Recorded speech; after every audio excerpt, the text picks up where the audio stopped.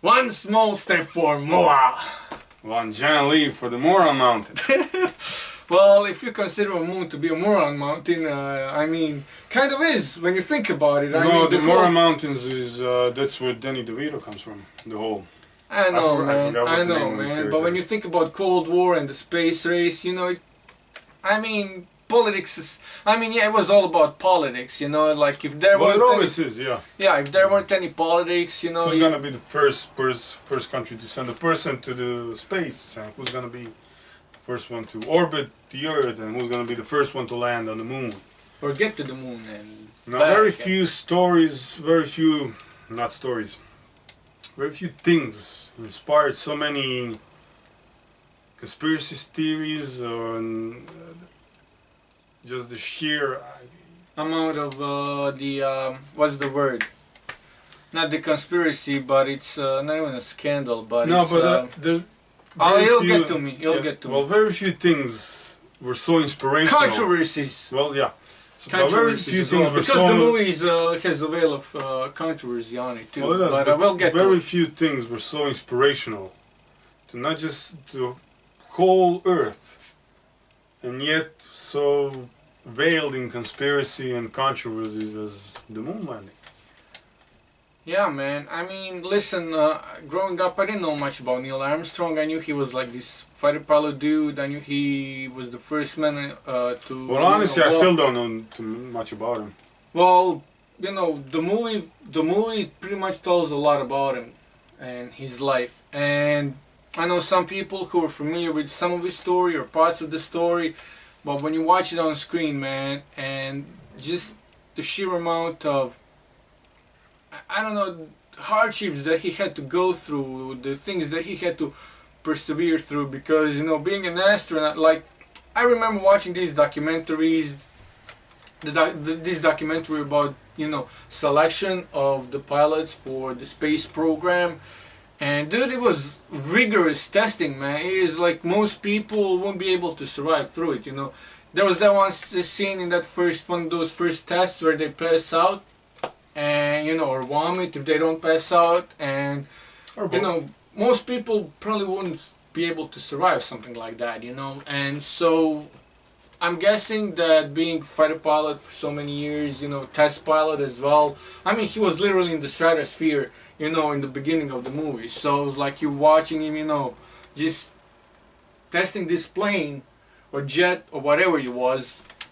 I don't know exactly what, probably testing an engine or something, I don't know, but it's like, he was out there, man, and he almost didn't come back, and he was in this rust bucket, literally, like, I mean, it wasn't rust bucket literally, but it was a bucket. It was literally a bucket, you know. He was and in this spacesuit, man, and I mean, those first few minutes you're wondering whether he's gonna make it or not. And the movie just began, you know. It's like, if he dies, what happens next, you know? Because you already know what happens next, and you're still on edge. Because it's yeah, so. man, it's such. I don't know if the movie was long, but dude, I felt every second of this movie, and Well, I don't know what the in a good way. screen time is. I And forgot. honestly, I don't care. But you're so engrossed in the movie, like you're literally there. Like you're following, even though you kind of know what's gonna happen because you know he's gonna have to get into the rocket and fly off to space and land on the moon. Yeah. You still like it keeps you on the edge of your seat. But you just It draws you in, man. draws you in, and man. the Doesn't let movie's go.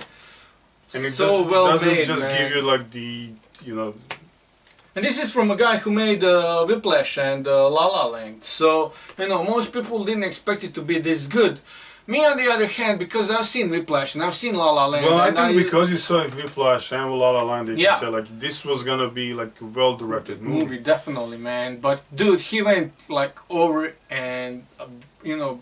And I think beyond having Call Ryan of Duty. Gosling to play this- Definitely, man. I think that was the that right doesn't hurt, choice. man. Not one bit, man. And because we saw this movie before we saw Bohemian Rhapsody, I was like, dude, until we see Bohemian Rhapsody, I think, you know, Ryan Gosling has that Oscar He was you know, a in the shoo-in, bag. like, yeah, I was yeah. like, man.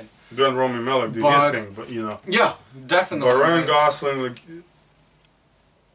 he was Neil Armstrong in that movie. That's how good his acting was. And if I read stuff correctly, Neil Armstrong's family was somehow involved in the making of the movie. Yeah, consulted. And there was some stories about how pleased they were with like Ryan's portrayal of their father. Yeah. Not just like in the sequence was it up there, but just like the day-to-day events of him being a father and dealing with his kids and dealing with his wife. Yeah, because I think the movie was based on biography.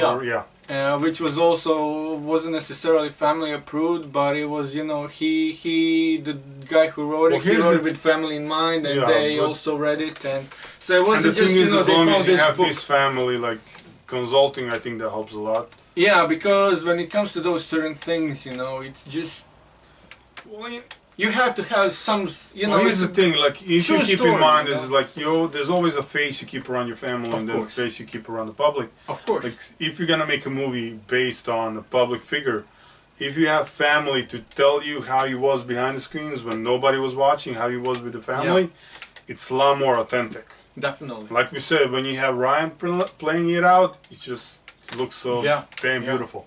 Definitely, and you know, cinematography and the sets all add to the story, man. I mean, I have no idea how much of the whole movie was CGI, but I'm damn sure those sets were authentic, I'm pretty sure man. some of them were, but you saw with Damien Chazelle's previous works. Yeah. Not just in La La Land, but Whiplash, like you saw, he knows what he's doing. Definitely.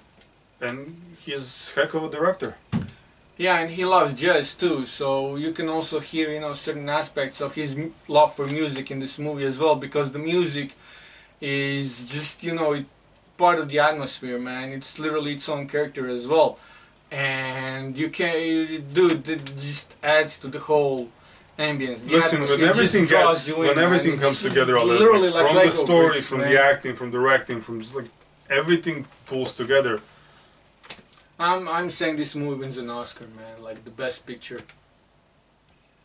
Bohemian Rhapsody. I won't get you wrong, but I don't think I think Bohemian Rhapsody might get a nod for but I'm not even sure on that end.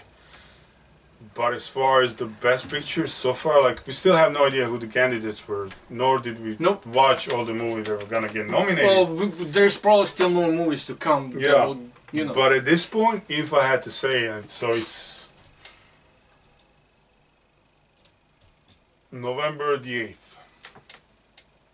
On November the 8th, yes. I have no idea what else is gonna happen, who else gets nominated. Right now, it is the best picture. Agreed. Because it's a perfect movie. Yeah. I mean, for this year, like we said, we have no idea who gets nominated but for this picture, for this year, David Chazelle wins an Oscar for the best movie. Agreed. Yeah.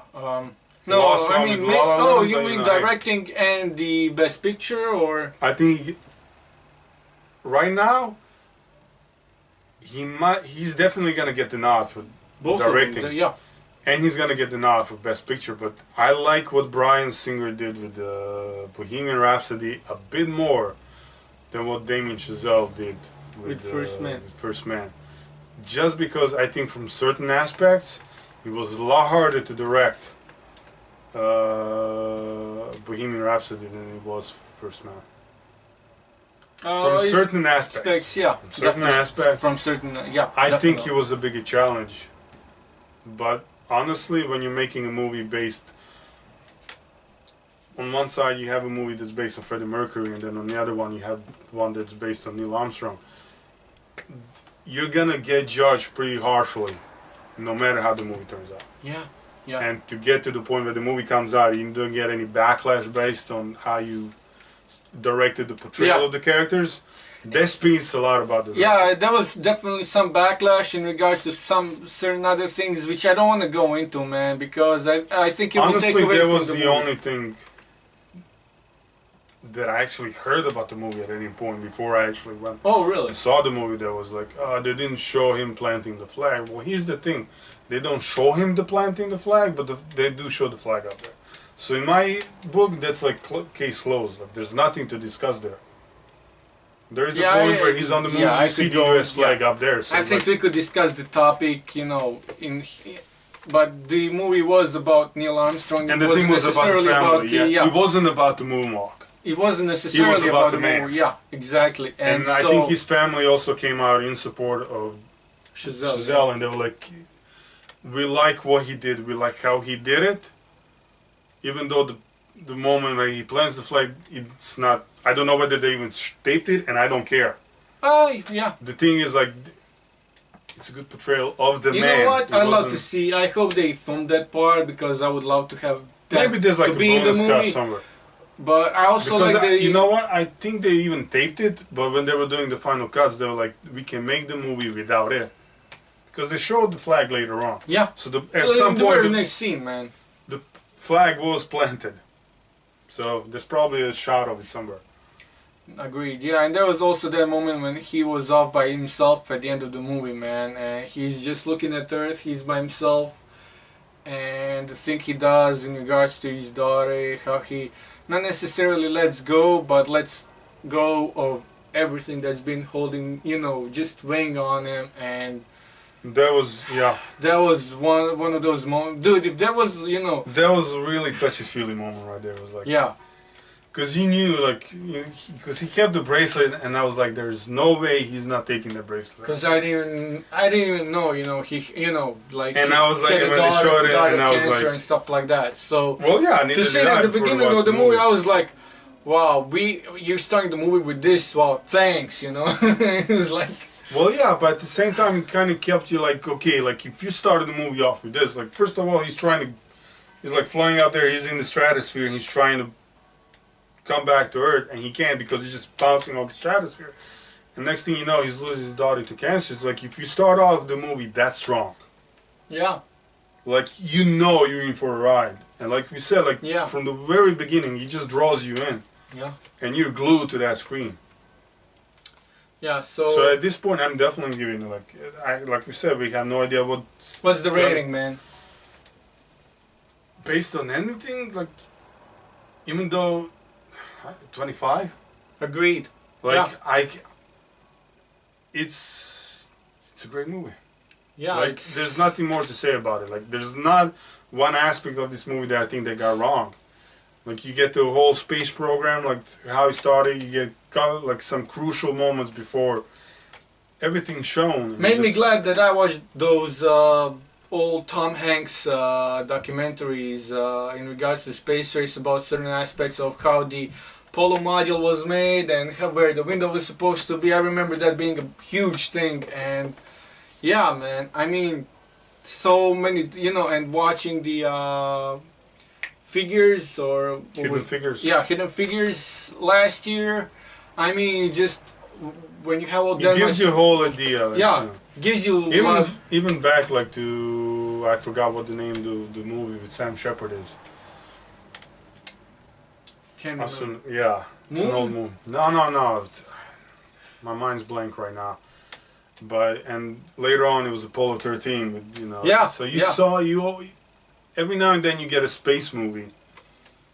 And you get certain glimpses, and it's always like a different glimpse or a glimpse at a different part of like what's happening as they prepare to launch into space, and it's always something. Yeah, fun actually, to the movie. I mean, not to take away from First Man, but the movie I'd love to see in regards to space race is about a guy who invented the missile guidance system, and the guy who was born in Germany and made V2 rockets for the Nazis, and then as he was brought, dude, that's in the story in and of itself. I hope they make a movie based on that dude, because.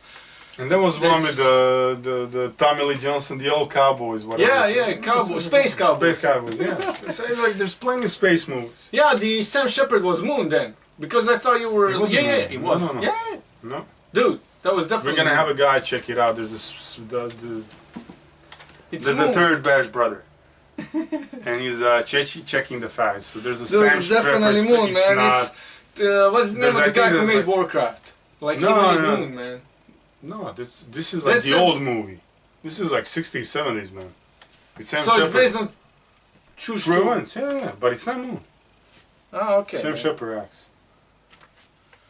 Okay, whatever, man. No. Wait, give me a cell phone.